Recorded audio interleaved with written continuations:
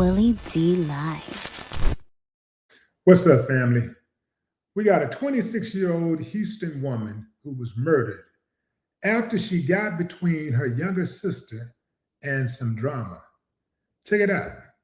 An arrest has been made in the fatal shooting of a mother of four at an apartment complex in Sunnyside. 25-year-old Deja Wilmore is in custody, charged with the murder of Asia Stewart. Sherman DeSalle has been following this, and he is joining us live from HPD headquarters with an exclusive interview with the victim's father, who's telling us he wishes a calmer path had been taken before the shooting. Sherman.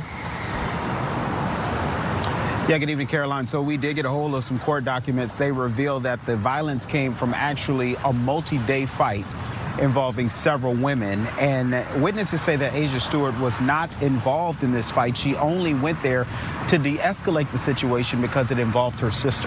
So we spoke earlier exclusively with Carlton Stewart, the father of the victim, right at the spot where his daughter was shot. And there's a growing memorial for her at the Wesley Square Apartments on Calhoun. Court docs read that Sunday night, as the women were fighting, witnesses heard Wilmore, armed with a gun, shout, "If you touch my friend, I'll shoot you," towards another woman involved. And as Stewart tried to de-escalate the fight, that's when the witnesses say Wilmore shoved Stewart. And as Stewart swung at her, police say Wilmore shot Stewart at close range before fleeing the scene. I know in my heart of hearts that even though she came to help her sister and talk to get the situation resolved, her mind, my voice was there telling her she needed to be home. But for the love of her sister, love of her sibling, which everybody's guilty of that, she came. Sure. She came, but she didn't come with no violence. Asia had worked a 16-hour shift previous to coming over here. And so at this hour, Deja Wilmore currently being held in the Harris County Jail on a murder charge. She is set to appear in court tomorrow. Reporting from downtown, Sherman DeSalle, Fox 26 News. For the Father's strength and grace.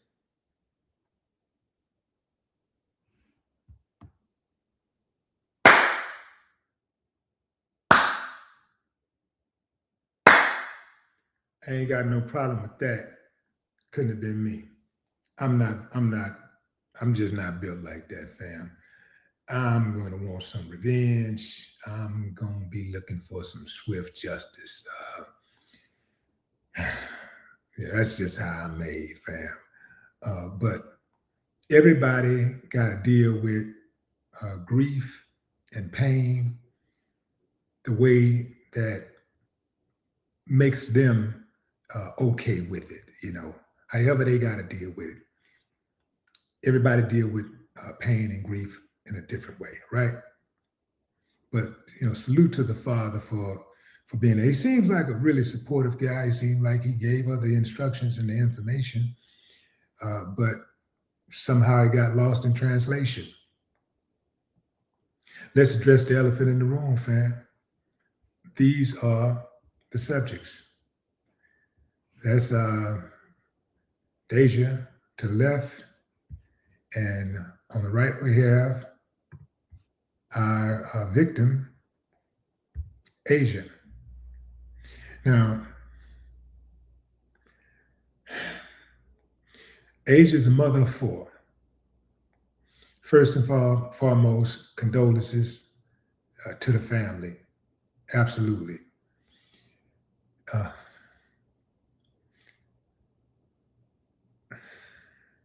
So I've seen this type of thing play out a few times, fam. And you just have to be really, really careful stepping in to assist somebody. I don't care who it is. Oftentimes, you find yourself being ambushed because, let's say an altercation is happening. A person sees you making a call, you're in distress, they see you making a call, which means you're calling for backup. Now, they're preparing for that. When backup shows up, all the backup knows is that you're in distress. You're having issues. So when they show up, they're totally oblivious to the players involved, or at least all the players. They may know one or two people you told, hey, such and such trying to fight me or whatever, but they don't know who that person is with, who they got what that person got on them or anything. And if they pull up and they're not pulling up, airing out everything, then they may end up getting caught up in something. Like I said, I've seen this happen. I got a buddy who got a call from his brother. He got a call from his brother. Let me back up. It wasn't his brother. It was his friend. He got a call from a very good friend who was having an altercation with some other guys. This guy I'm talking about is the least, or was the least violent guy you want to know. The least confrontational guy you want to know. You did not have to shoot him. But he pops up as a friend, being loyal. He comes to aid his friend. He gets there. As soon as he get out the car and walk up, boom, boom, boom. Closed casket, just like that. This is a dude who is the least confrontational guy that you'd ever want to meet. The guy who killed did not have to shoot him. Did not have to shoot him. But this is the type of people who are out here on these streets. A lot of people out here, people need medicine, man. There's a lot of people out here need some medication. It's a lot of people out here who are already on medication. You do not know who you're dealing with out here. Oftentimes, even when you're in the street and you experience road rage, you're thinking to yourself that this ain't no big deal. All I did was blow my horn. I mean, why are they tripping like that? Or, okay, I cut in front of them, but I ain't really mean no harm. Why are they tripping? So they start tripping and immediately you start tripping. Next thing you know, somebody's shooting. And next thing you know, somebody's dead. Or somebody's life has been permanently altered. When you go into situations of conflict, you should always think, what is the worst thing that could happen? I'm talking about you online people too, because some of y'all love talking shit online. Some of y'all are really good at it. And you think that because you ain't got your head knocked off yet, you ain't gonna get your head knocked off. But it's only a matter of time. It's just only a matter of time, because disrespect can only last for so long.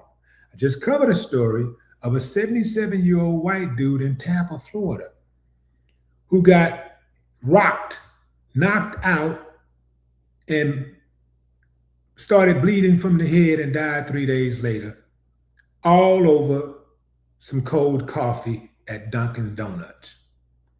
He was mad that his coffee was cold. So he goes inside of the place to confront the manager, who gave him a right hook after he called him the N-word. See, he knew what he was going to do, but he didn't know what that manager was going to do. So Asia knew what she was going to do when she pulled up, but she didn't know what the other girl was going to do. She had no idea what that girl was going to do. See? She had no idea what Deja Wilmore was going to do. She had no idea. She probably thought, well, let me just pull up and help my sister out and get my sister out of this situation. But next thing you know, she's caught in the middle and she's fighting. I don't know how many times I've seen people get in the middle of a confrontation and try to de-escalate. They're the peacemaker, and the peacemaker end up getting killed or severely injured. Happens all the time. I would strongly advise everybody to consider the source before you start getting yourself caught up in things. Now, I don't know if the sister had an opportunity to leave before the other sister came to her rescue. Because if she had an opportunity to leave and get out of that situation, then come on, fam. She should have done that. You have to always be cognizant of the situations that you are putting your loved ones in. If this is truly your loved one, not only should you protect yourself, but you need to protect them also. If you put yourself in a position where your life becomes endangered, the last thing you want to do is endanger the life of a loved one also. If it's me, it's on me. Buck, stop right here. See, I'm a protector of my family, so I don't believe in involving my family in drama. I don't believe in that. I believe in, hey, I'm gonna handle this. However I decide to handle, I can handle it, but I can handle it without family being involved. I'm not saying that I can't get somebody else getting involved, but it won't be family. So you got to be really careful about how you're moving out here, because there's a lot of people out here who just ain't got no sense. They say you can't judge a book by its cover, but if you look at these two, you can pretty much tell, even if you didn't see part of that jumpsuit, that orange jumpsuit, you can pretty much tell who was the killer.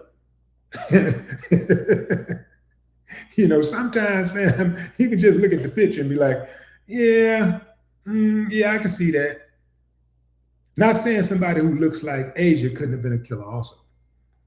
But, sometimes a picture is worth 1,000 words. This is beyond sad. When you have children, you have to take extra precautions to make sure that you are there for your children long term. You do not have the luxury as a family, as a mother, to put your life at risk because you're responsible for other lives. You don't have that luxury. It's not just you.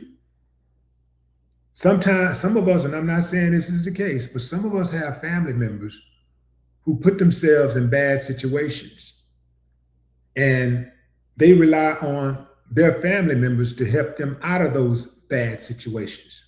Well, all of that's fine, but I have a mantra that I live by. I'll help you as long as it don't hurt me. So you have to consider that when you're helping your family, when you're helping friends. You can help them, but make sure you don't hurt yourself in the process. Well, what say you, fam? Drop a comment. I'd love to hear your thoughts. No more talk.